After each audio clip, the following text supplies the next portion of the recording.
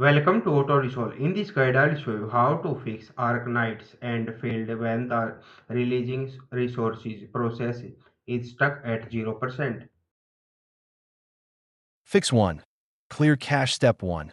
Close the game completely. Step 2. Go to your device settings, apps, Arknights, Endfield, storage, clear cache. Step 3.